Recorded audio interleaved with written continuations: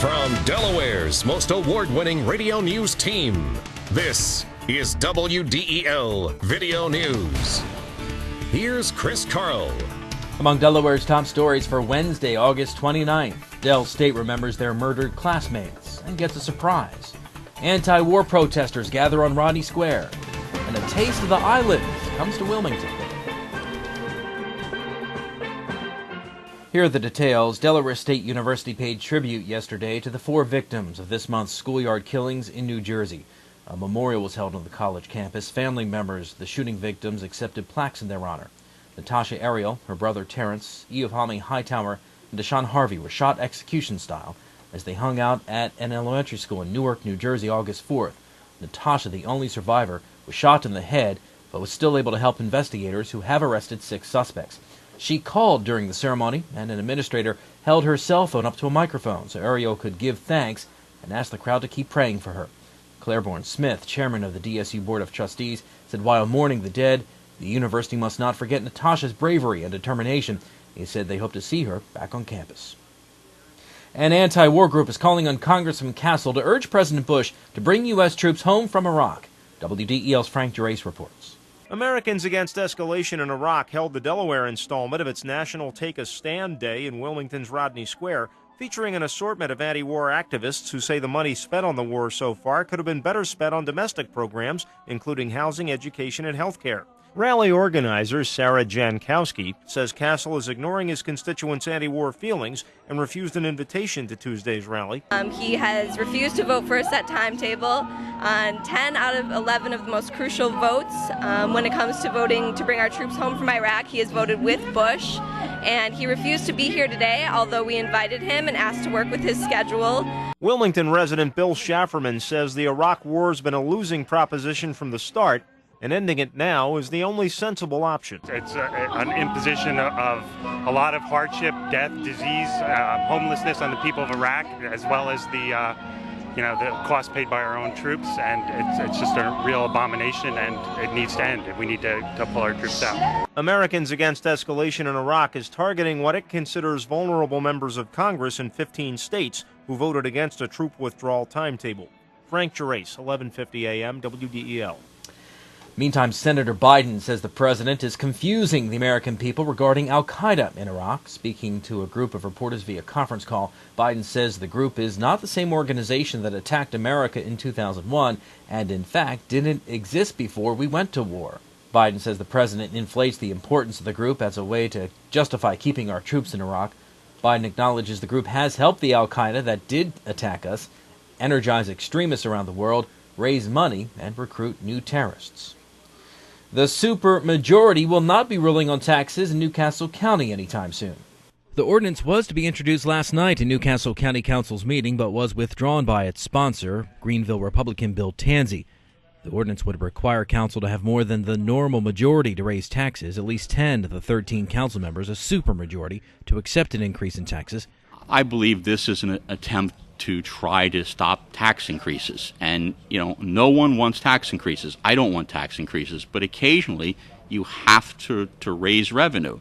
In this case, we had a tax increase lately, but we hadn't raised it for almost 10 years. So we were trying to run the government in 2007 on $1997. And I think it's only fair, and I think the public certainly had an opportunity to come in and talk, and there was very little negative comment on it. It was a fair tax increase of about $5 to $10 a month for most people, and I believe to get the good services that they get in Newcastle County, people are willing to pay for it. And I think we were elected, and I think a majority vote is what's necessary, as in most cases. Tansey felt some technical reworking was needed, and the ordinance may be introduced in the future. Coming up, Delaware's SAT scores are in. WDEL News continues in a moment.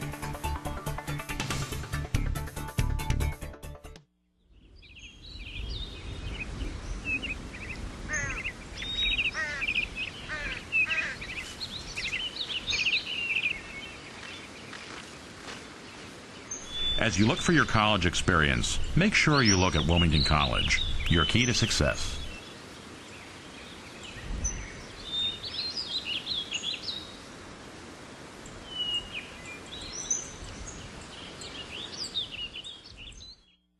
15 graduates of a free program are now set to start careers in construction. WDEL's Frank Gerace has that story. Wilmington's Neighborhood House was the site Tuesday of the graduation ceremony for the paid or pre-apprentice instruction and development program aimed at anyone 18 or older with a high school diploma or GED, basic math skills, and an interest in construction.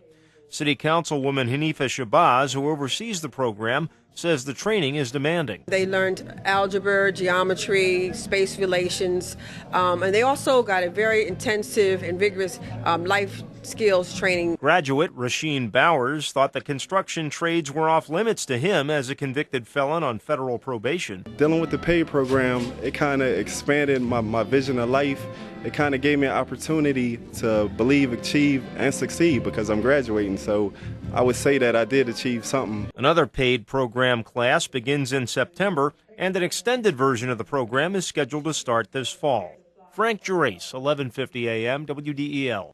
SAT scores for Delaware high school students were stable this year. Average scores in math and reading were similar to last year's scores.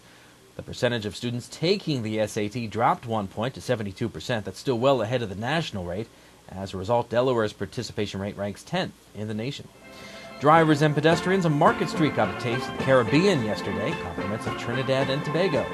Located just a few miles off the coast of Venezuela, the island nation officially celebrates 45 years of independence from Great Britain on Friday. It's also widely regarded as the birthplace of the steel pan, or as it's more commonly known, the steel drum. Wilmington was the group's first stop on a 4-day tour of the East Coast, including stops in Baltimore and Washington, D.C.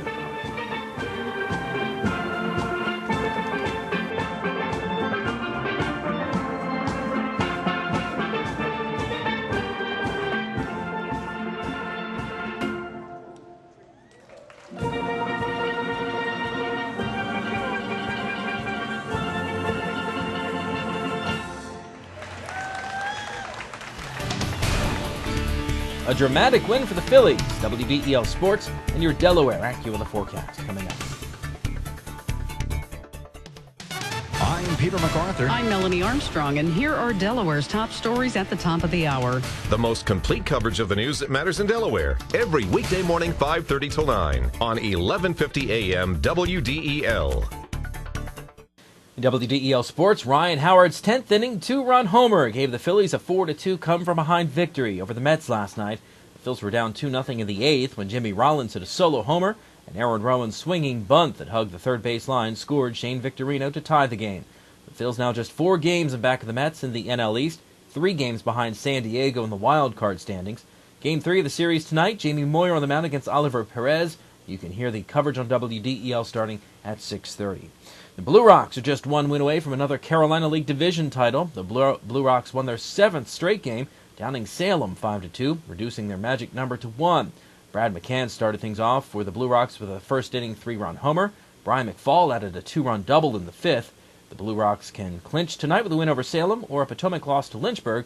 The Rocks at Frawley Stadium tonight. Your WDEL Delaware AccuWeather forecast: sunny to partly cloudy, high 86. Tonight, clear skies, low 63. Tomorrow, clouds and sun with a high of 88. Good news updates throughout the day. Delaware's top stories at the top of the hour on 1150 AM, WDEL, or anytime right here, WDEL.com. I'm Chris Carl. Thanks for watching.